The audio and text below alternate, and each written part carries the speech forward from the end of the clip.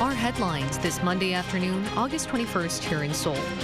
President Yoon lauded the Camp David summit for paving the way for South Korea, the U.S., and Japan to build a powerful security mechanism against a long-time global security issue, North Korea's nuclear threats. The president looked forward to annual summits, joint military drills, and a missile warning system. From today, South Korea and the U.S. have kicked off their annual joint military drills dubbed Ulchi Freedom Shield. This year, civilians will be a part of this training, where officials will reenact actual war scenarios against North Korea. In what seems to be an apparent response to these drills, North Korean leader Kim Jong-un visited a Navy unit and oversaw a cruise missile test. Japanese Prime Minister Fumio Kishida inspected the Fukushima nuclear power plant ahead of the planned release of wastewater. The date of release will be decided soon. Let's start Monday's edition of the Daily Report. We begin as South Korea kicks off its Ulchi exercise, an annual 4-day nationwide military drill to prepare for national emergencies like war. As part of the exercise, President Yoon chaired a cabinet meeting on Monday, calling for the public's active participation. Take a listen to what he had to say. 오늘날의 전쟁은 가짜 뉴스를 활용한 여론전과 심리전, 테러를 동반한 비정규전, 인터넷 공간에서 이루어지는 사이버전, 핵 위협을 병행한 정규전 등 모든 전쟁을 혼합한 양상을 보이고 있습니다. 이에 민관군이 함께 국가 총력전 수행 역량을 향상시키는 노력이 반드시 필요합니다. For the first time in 6 years, civilians will be a part of this military drill. Yoon asked people to pay attention to the 3 points in particular when defending themselves against potential attacks from North Korea. Above all, he said it's crucial to thoroughly dismantle Pyongyang's attempts at fake news, disguised peace offensives, and provocative propaganda. Second, he said we need to better protect critical national infrastructure, which will probably be targeted first. Lastly, he said this is the first year for the exercise to include a response to a nuclear attack. President Yoon emphasized the importance of alerting the public in case of a nuclear attack, as well as swiftly providing medical help. Also in tandem with the civil defense exercise, this year's Ulchi Freedom Shield features expanded field training and advanced war scenarios reflecting evolving North Korean threats and the war in Ukraine. Lee has this report. South Korea and the U.S. begin their Ulchi Freedom Shield exercise on Monday. The joint combined and interagency exercise is an 11-day event which will be rolled out in 2 sessions. It aims to strengthen the Seoul-Washington combined defense posture in the case of any possible emergency situation, including provocations by North Korea. South Korea will inspect any necessary defense posture and support strengthened government exercises to enhance national-level response capabilities. Now, the all-out war scenario has been reorganized for this year's military drills. This time, it will reflect diverse threats within the security environment from lessons learned from recent wars and conflicts, including Pyongyang's new nuclear and missile threats and the war in Ukraine, as well as fake news that could be distributed by North Korea. A number of complementary large-scale combined training events will also be rolled out during Ulchi Freedom Shield. About 30 such events will take place, more than double that of last year. The U.S. Forces Korea says the U.S. Space Force will also take part for the first time. You have the space component, you have the land component, air, sea, cyber, and the cognitive domains. How do you take all of those resources that commanders have at their fingertips and be able to utilize those effectively? Besides South Korea and the U.S., United Nations member states, including Canada, France, and the U.K., are also set to participate. Some experts say that U.S. strategic assets such as the B-1B bomber may also make an appearance.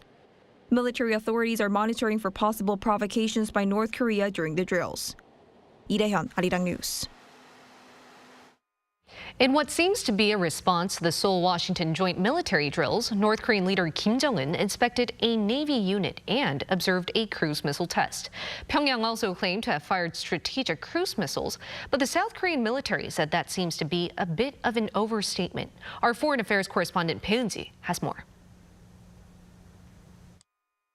As military forces from South Korea and the U.S. kicked off their annual summertime drills on Monday, North Korean leader Kim Jong-un oversaw the test firing of strategic cruise missiles from a Navy ship.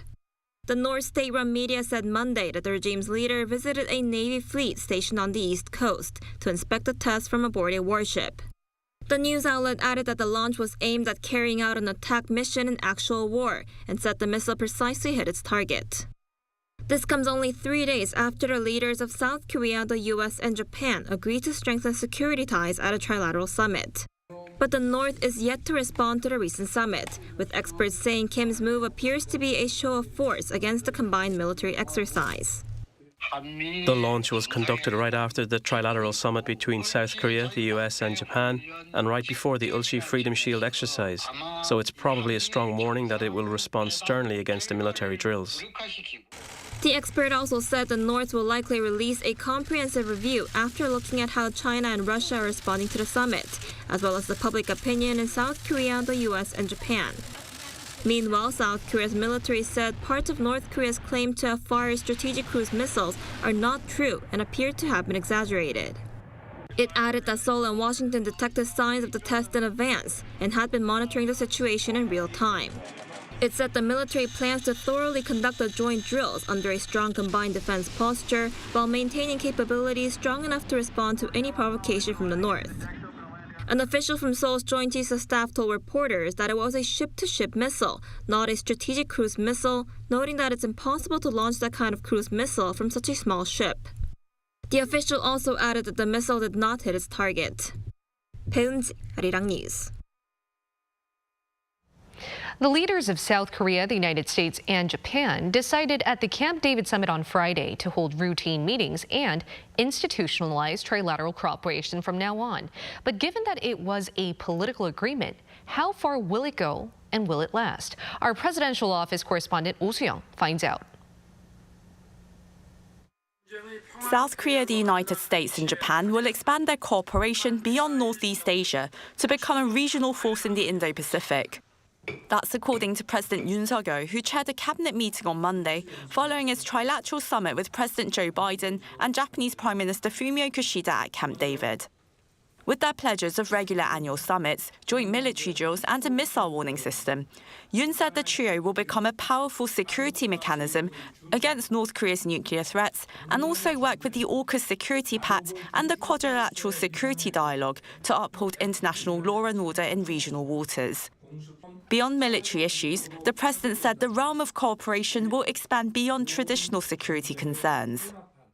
한반도 영내 공조에 머물렀던 한미일 협력은 인도 태평양 지역 전반의 자유, 평화, 번영을 구축하는 데 기여하는 범지역 협의체로 진화할 것입니다. 협력 분야도 안보뿐만 아니라 사이버, 경제, 첨단 기술, 개발 협력, 보건, 여성, 인적 교류를 망라한 포괄적 협력체를 지향하게 될 것입니다. In particular, he noted that joint efforts to develop critical technologies, ethical standards of AI, and supply chain cooperation would benefit all three countries, trickling down to the welfare of everyday people.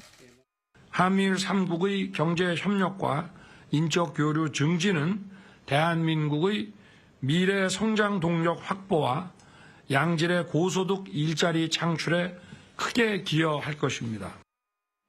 While executive leadership has been crucial, experts say all three democracies face political risks in continuing the trilateral arrangement, given long-standing historical disputes between Seoul and Tokyo and the possible return of former President Donald Trump, who was wary of such alliances. Thus, broader institutionalization is needed to solidify and amplify cooperation moving forward. But there's obviously an important security dimension to this partnership. There's an important economic and trade dimension to this partnership. There's a diplomatic dimension to this partnership. There are so many areas that are going to provide fodder, if you will, for cooperation, coordination among the three countries here, that I think that the legislatures in all three countries, in my view, have a stake, have an interest in participating in this emerging partnership, and I hope they will. The next standalone Trilateral summit could take place in Seoul, as Yoon has suggested a meeting in Korea, having met his counterparts in Hiroshima, Japan, and at Camp David this year. 오수영, Arirang News. 차량 통제 등으로 인한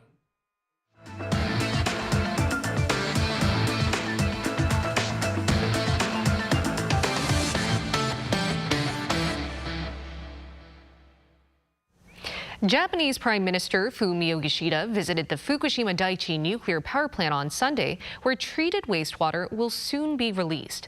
Local media outlets hinted that the exact release date is imminent. Lee Seung-jae with the details.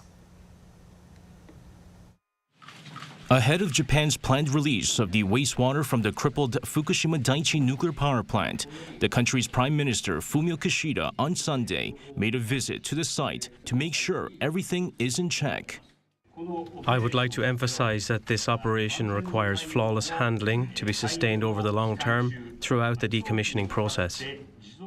On the same day, Japan's Kyodo News reported that the process of releasing wastewater into the ocean will begin either in late August or early September. And according to Kishida, he will hold talks with related ministers later this week to finalize a date.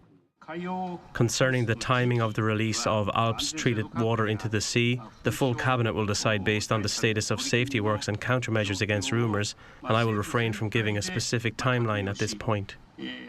During his visit to the U.S. for the Trilateral summit with the leaders of South Korea and the U.S., Kishida told reporters that Tokyo is in the final stage of preparations to begin releasing the wastewater.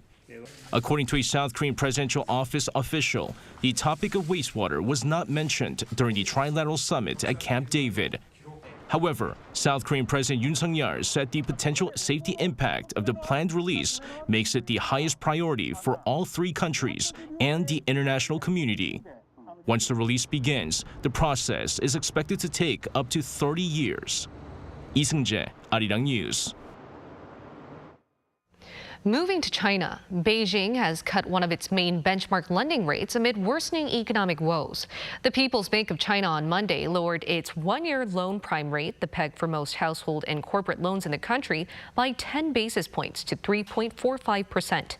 This was the second time this year that the central bank has cut the rate. It lowered the rate in June and froze it in July.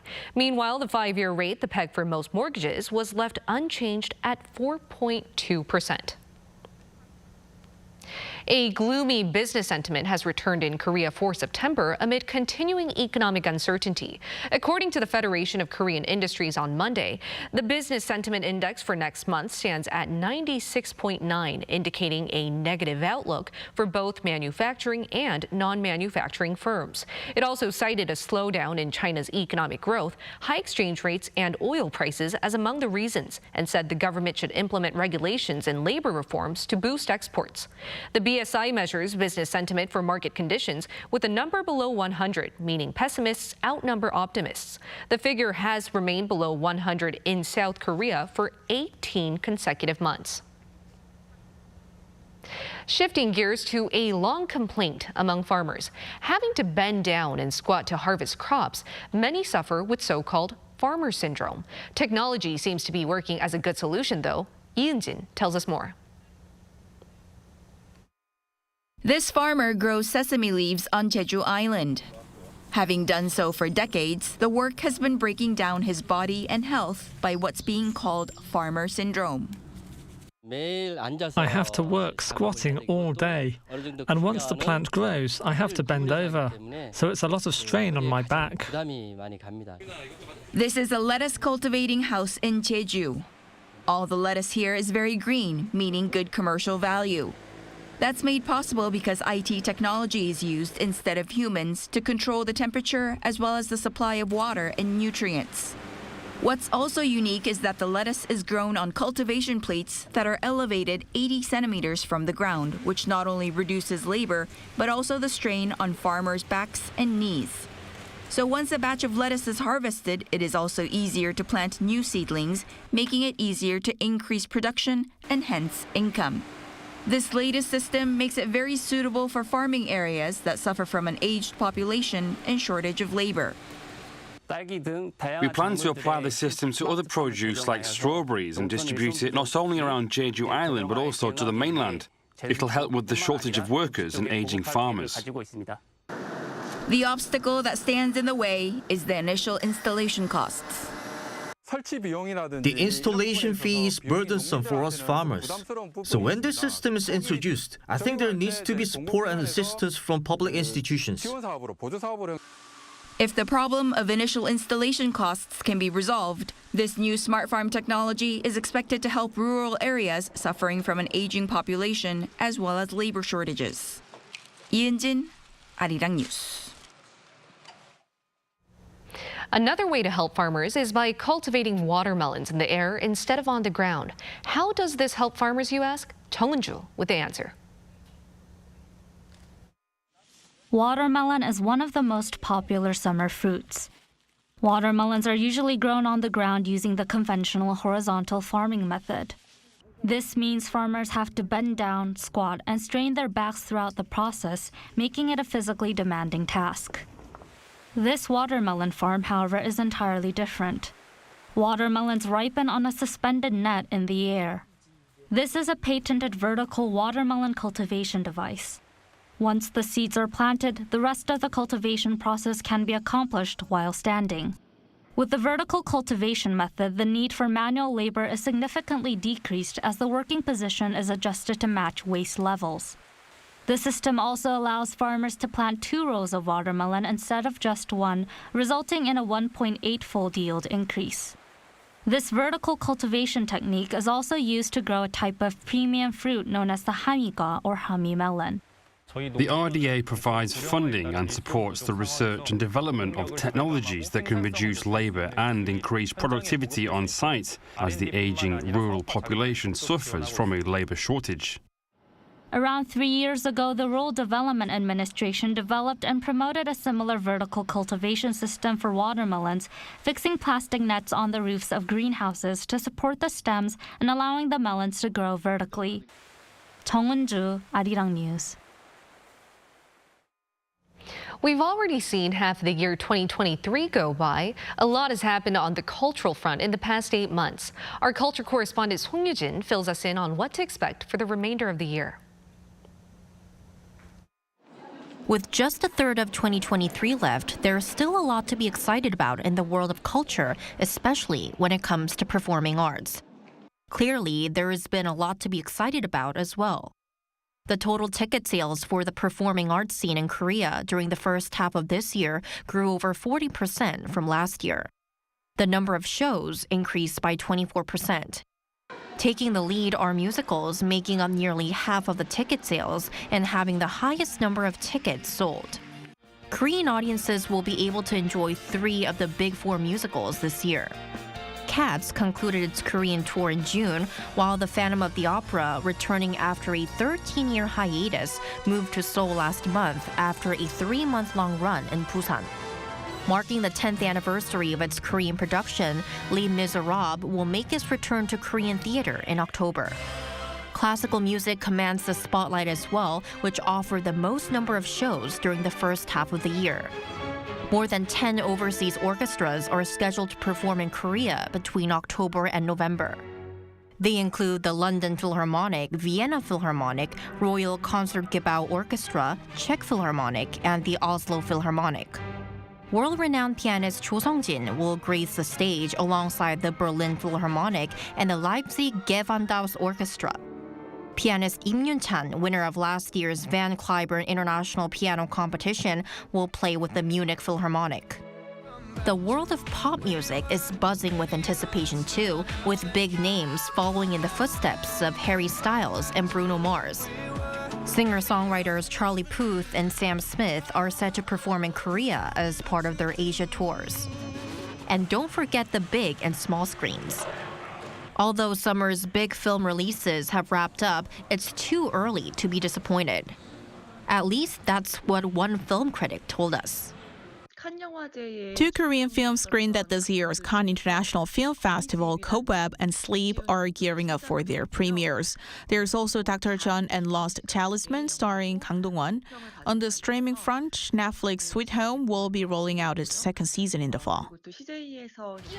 So, even as the year winds down, the cultural scene will stay vibrant, offering plenty of entertainment.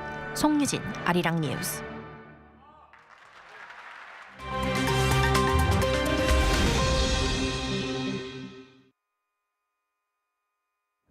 Let's take a look at what's going on in the world now.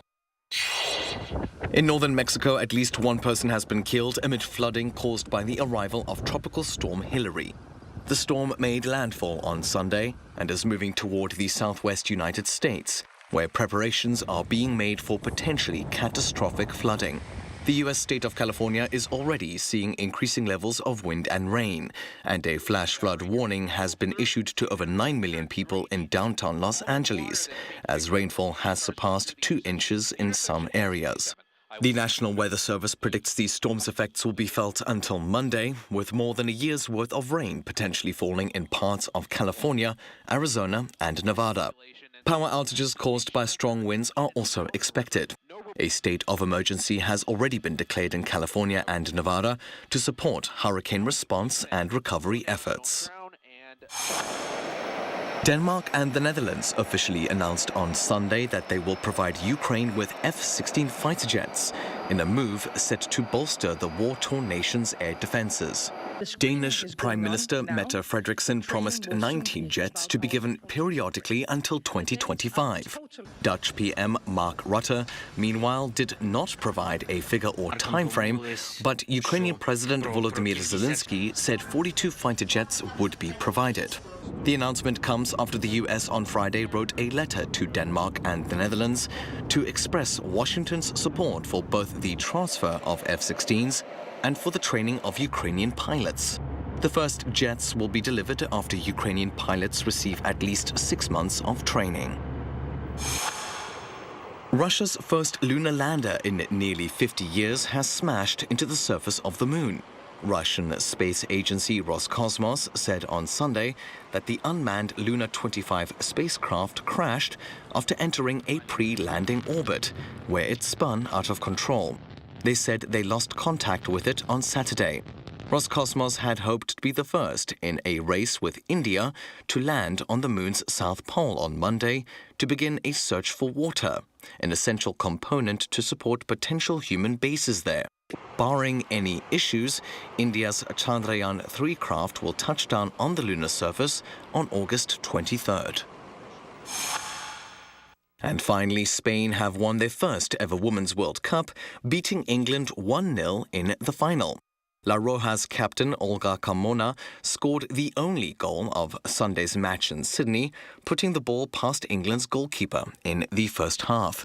Spain almost doubled their lead in the second half after being given a penalty kick for handball, but the spot kick was saved. Spain are the 5th country to have won the trophy in the tournament's 32-year history. Meanwhile, Sweden took home bronze in Brisbane on Saturday, beating World Cup co-hosts Australia 2-0. Matthew Ashley, Arirang News.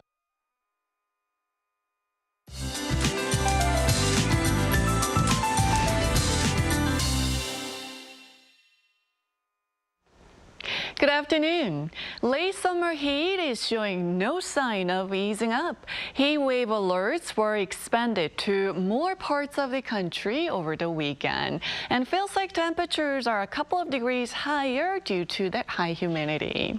And there will be passing rain of 5 to 60 millimeters during the day today. Central inland areas could see 60 millimeters an hour of heavy downpours. In fact, Seoul could see rain pounding down in the late afternoon right before the evening commute. But the regions that are free from passing rain, like Daegu and Busan, will be under sunny skies with sweltering highs this afternoon. Please keep an umbrella handy this week, as we're expecting frequent showers with a drop in highs, and they should bring more bearable morning and evening temperatures next week. Rain will start tomorrow in western parts of the country and gradually spreading nationwide by Friday. Central regions will be soaked with heavy rainfall this week, so please keep that in mind. That's Korea for you, and here's a look at the international weather conditions.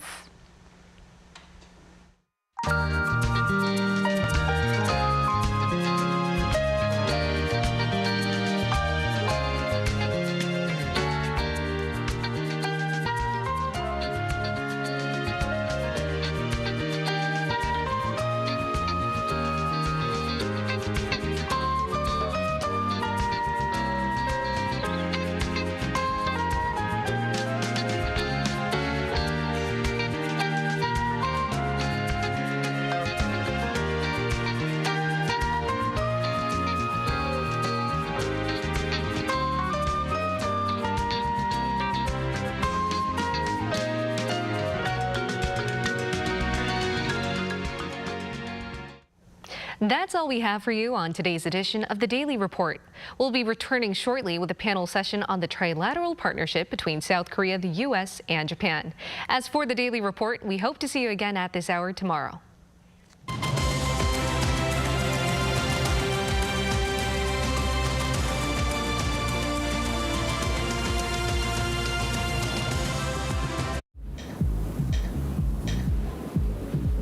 Welcome.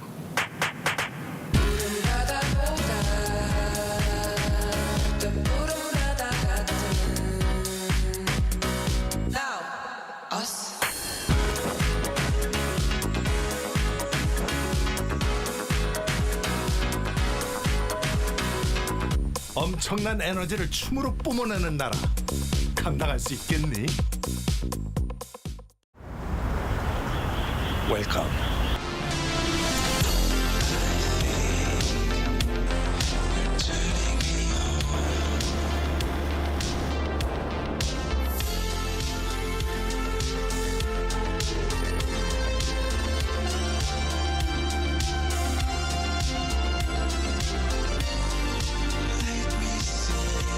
(24시간) 불이 꺼지지 않는 나라. 감당할 수 있겠니? I'm live.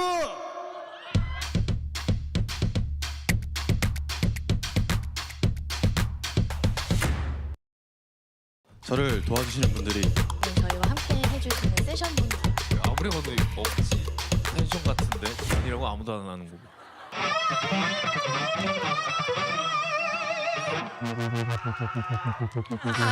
좋아요.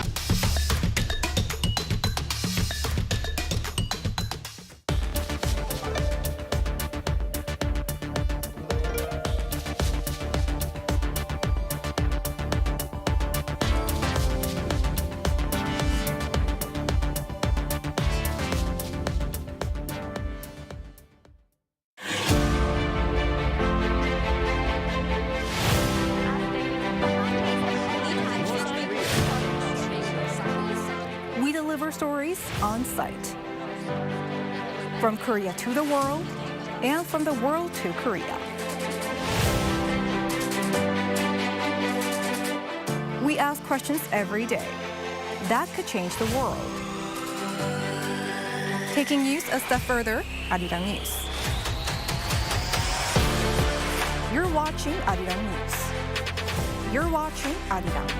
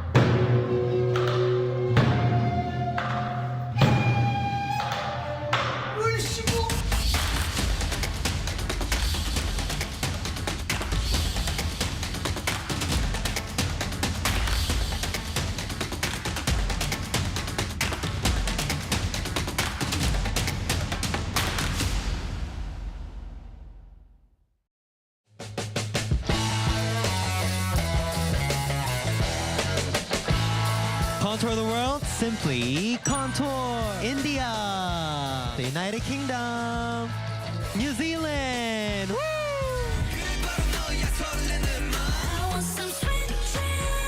I'm excited. You excited? Of course. Yeah.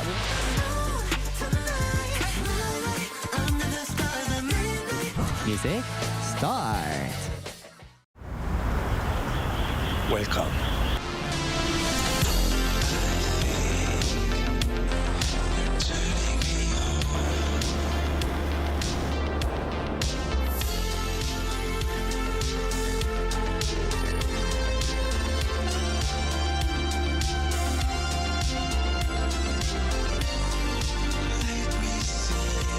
(24시간) 불이 꺼지지 않는 나라.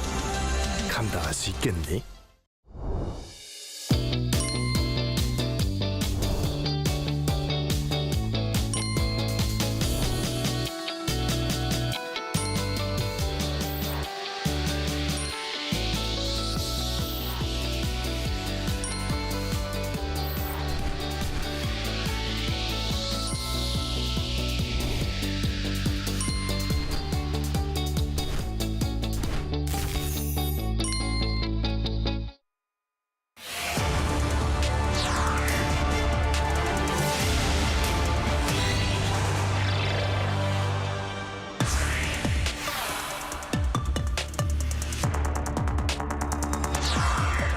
The three leaders of South Korea, the U.S. and Japan agreed at Camp David last Friday to formalize their trilateral cooperation in a regular and institutional manner. How are the three sides planning to make their cooperation sustainable? How effective will their trilateral network be in countering North Korean threats and provocations? And how will the trio balance their partnership against China's discomfort over the trilateral cooperation? A so-called new era has begun for the trilateral partnership between South Korea, the U.S. and Japan, following the three leaders at Camp David Trilateral Summit. Let's break down the key achievements and remaining challenges. Joining me is Professor Kim Jong-un. Welcome. Thank you. And also Professor Kim Jong. Thanks for joining us. Thank you for having me. All right, let's start with you, Professor Kim Jong. The three countries are doubling down on missile information or information sharing in general to counter North Korean missiles and nuclear threats. Now, how effective will this network be, do you think? So, in the spirit of Camp David agreement here, so there are two important arrangements for the information sharing. One is to activate data sharing mechanism to exchange real-time missile warning data, which will increase the quality of the detection of possible North Korean missile launch. And second one is the to establish the Trilateral Working Group on the DPRK cyber activities in order to contain any kind of illicit funding for WMD for that. So these two information sharing schemes will be hugely improve the data collection activities among three countries, which has been basically compartmentalized, and because of that, there are many inefficiencies in the information gathering. So for that matter, this is going to be huge improvement in terms of information gathering and the detection of North Korean threat. Right, they're really trying to stay in touch as close as possible, and possibly more than ever. Now, Professor Kim Jong-un, there'll be also annual multi-domain military drills between the three sides. Now, in what shape or form? Because it's the first time the three sides are conducting something joint in terms of military exercises, right? Yes, I think the important feature of this summit is that at the principal document, they clarified that the purpose of trilateral meeting is to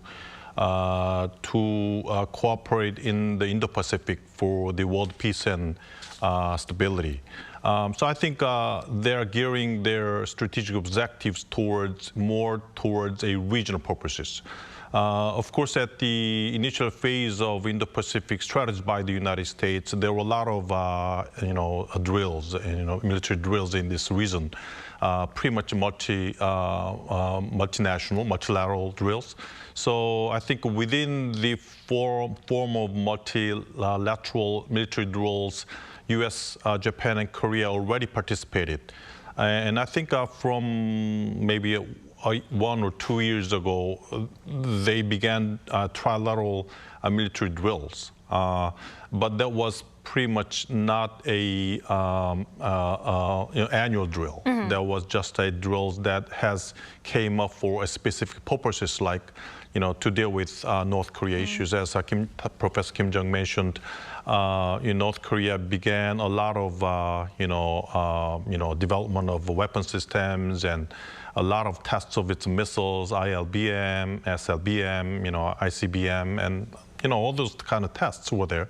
So they came together to be ready for those, military provocations of North Korea, how to share their information, things like that. And at the Phnom Penh summit, they agreed upon real-time information sharing amongst the three countries. So I think in the documents this time, they specified their military drills, for example, like anti-pirate military drills and anti-submarine military drills, things like that. So I think after this summit meeting, their military drills will be pretty much, annual, specifically on some purposes and on specific times of the year. They will have more annual drills like Ulchi Freedom Shield. But the difference is that I think after the creations of NCG, U.S.-Korea drill will be pretty much changing. They will begin a drills based upon conventional nuclear initiative. For example, South Korea with conventional weapons and the U.S. with nuclear operations, they're trying to combine those two sets of weapon systems in the military drills. But I don't think a trilateral drill will be on that level. I think that will be pretty much based upon conventional weapon systems, not based upon the U.S. nuclear umbrella. I see. The joint drills are definitely to keep peace and stability in the Indo-Pacific region, but also definitely focusing on that North Korean nuclear and missile threats. Now, speaking of North Korea, Professor Kim Jong, North Korean leader Kim Jong-un visited a Navy unit and also overlooked a cruise missile test. What's your take on this? So basically, because of the Ulchi Freedom Shield joint exercise. Anyway, the Kim Jong regime, I think they prepared to schedule a lot of different sort of the provocation, including ICBM launch. So there will be possible response to the joint military exercise. Among them, some of them can be a signal to or against the Trilateral leaders' agreement at Camp David. But I think the most important thing is that thus far the North Korea's provocation intend to make a split three countries apart. That's a kind of the wedge strategy. But basically, due to the Camp David agreement, in terms of the long-term strategy, North Korea miserably failed because this agreement basically increased the cohesion among three countries. So this is very counterproductive outcome from the perspective of Kim Jong-un. I see. Then, Professor Kim Jong-un, did you see it coming, Kim attending or inspecting the cruise missile test and also looking over the Navy site? Did you see it coming? Were you surprised? No, I wasn't really surprised because that was part of North Korea's behaviors for a couple of years. I mean, they already taken a specific policy measures to develop weapon systems for 5 years. And I think their weapons developments, I think, is the only policy they can focus on. I mean, their economic development plan has failed, and another 5-year plan is going on, but I don't think that would be really, successful. They are trying to begin their trade with China, but we know that Chinese economy is now in terrible situations, and Chinese support for North Korea, I don't think would be sufficient that can satisfy North Korea's expectations. They're now dealing with Russia, providing weapon systems to Russia, but I don't think Russia is a country that can provide enough economic support to North Korea. Maybe some technology will be supported by Russia to North Korea.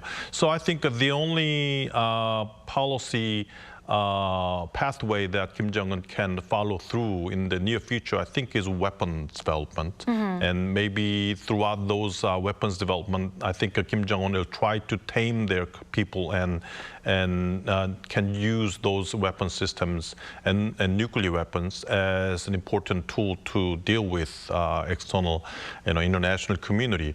So I think this is a part of North Korea's, policy periods and policy periods of policies, not specifically aiming at what is happening at the summit meeting, at the Trilateral summits. I see. Professor Kim Jong, you mentioned ICBM launches. I hate to say this, but should we expect any sort of missile launches coming by the end of this month? Because Ulchi Freedom Shield exercise is obviously ongoing. Is that possible?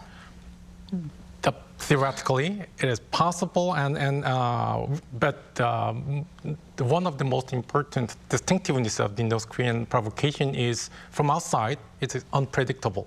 But from inside, they are well planned and scheduling all the provocations. So there's the typical information asymmetry. So I would say that's possible. All right, possible, but up in the air, in the hands of the leader, Kim Jong-un. Now, Professor Kim Jong-un, speaking of technology, the three leaders also agreed on conceptualizing high-tech fields like AI, semiconductors, space, quantum, you name it. I mean, what does it say about the three sides cooperating on such a sensitive topic that can be intertwined with, security, like you mentioned earlier, with whole Russia and China stuff? These new fields, high-tech fields, are the key for a state's development now. I mean, especially under the U.S.-China competition.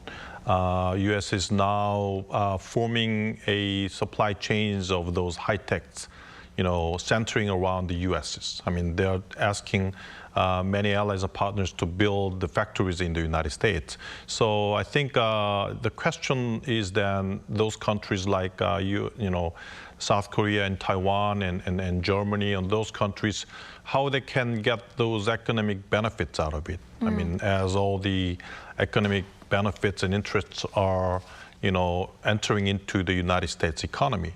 So that was, I think, a big homework for the South Korea. But I think at this summit, what is surprising for me is that three countries gathered together and focused on not only military issues, but also a lot of high-tech industries. And they're the ones that can, create the norms and set the rules. And they are the ones that can expedite the procedures of IPAF. They are the ones who can determine what will be the standards of high-tech industries, which means that this is a very important, window of opportunities for the Japan and Korea especially to increase their economic interest on these high-tech industries. So I think that's pretty much, meaningful especially for countries like South Korea. Definitely. Now, the thing is, though, Professor Kim Jong, it's a big step for the U.S. to get Seoul and Tokyo get involved in this whole security issues, right? Which China is obviously not too happy about, right? What's your outlook on China's reaction on this? So in this Camp David agreement, the most important differences between Camp David statement and the Phnom Penh statement is the order of the threat. So in the Phnom Penh statement, the most significant threat start with North Korea and Russia and China. this is a kind of reflection of the South Korea's some uncomfortable position in the region here. But this time, for the first time among the Trilateral agreement, the China is designated as the most significant threat. And then North Korea, and then Russia here. So this kind of rearrangement of the priority in responding to the threat basically reflect the convergence of the common the security interest among three nations. That's the most important thing. On that basis, say, for example, the supply chain early warning system pilot for the important measures to increase the economic security among, say, the South Korea, Japan, and United States. This is based on the pre-existing Indo-Pacific the economic framework for prosperity is the agreement. And now the United States, Japan, and South Korea declared that they will form a core group to lead the entire membership of Indo-Pacific economic framework. So in that sense, this is a real countering measure against some kind of the assertive and the force-based behavior of China. Definitely. Now, Professor Kim Jong-un, U.S. President Joe Biden couldn't stress enough that the summit was obviously not about China, but China was mentioned, directly and indirectly, especially by mentioning how peace and stability have to be kept especially in the Taiwan Strait, right? How did you read his comment on that?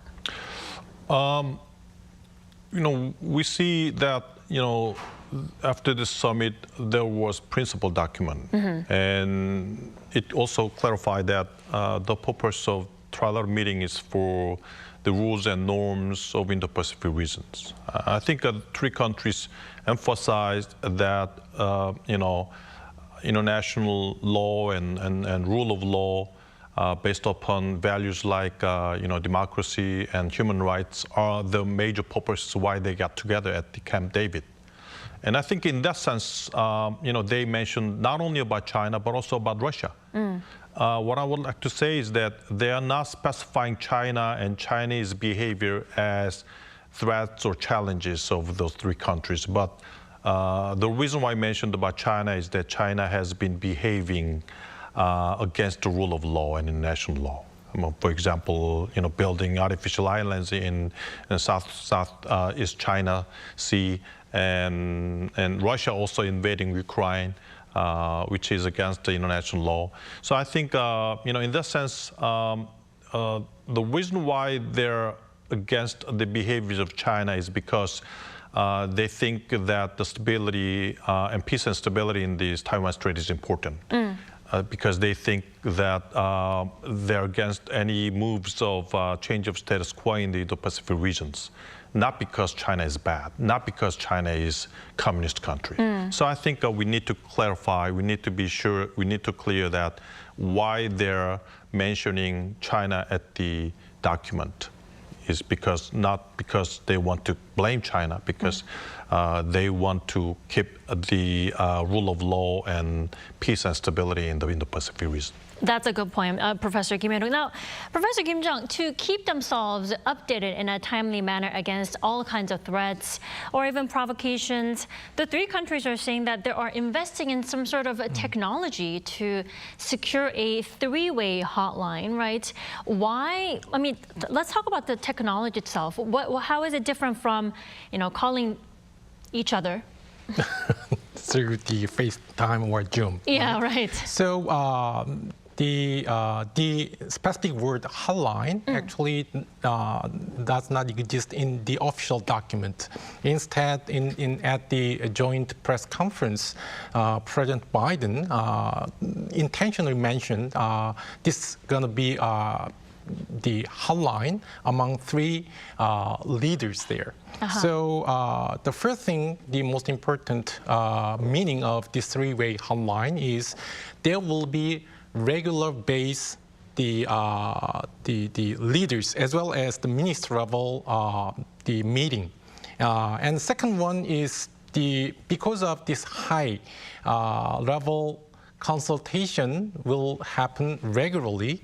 There are going to be top-down decision-making, which will save huge time resources and increase the authority of the decision-making, which will increase the concerted action with the swift movement. So that's the meaning of, I think, the Hanline. And on that spirit, there is always already the, trilateral information sharing arrangements among three nations, and each of them has the general security of the military information agreement. So these two already existing information sharing networks will be recombined to increase the efficiency of the information sharing. I think that kind of, the institutional redesign will be the most important part of so-called the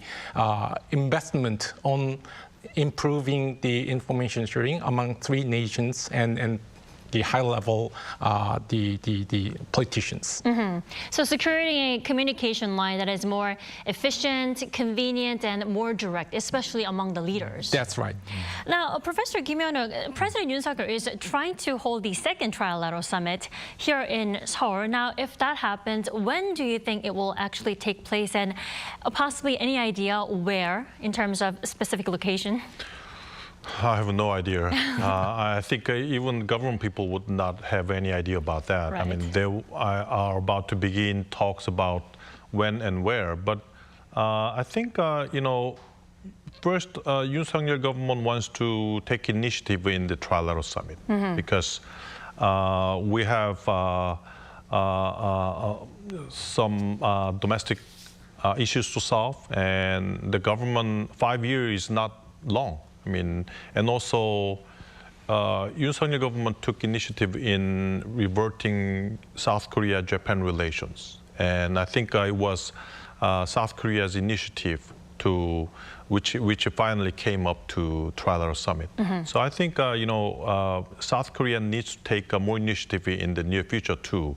And a lot of issues were contained at this summit, and those issues are very important.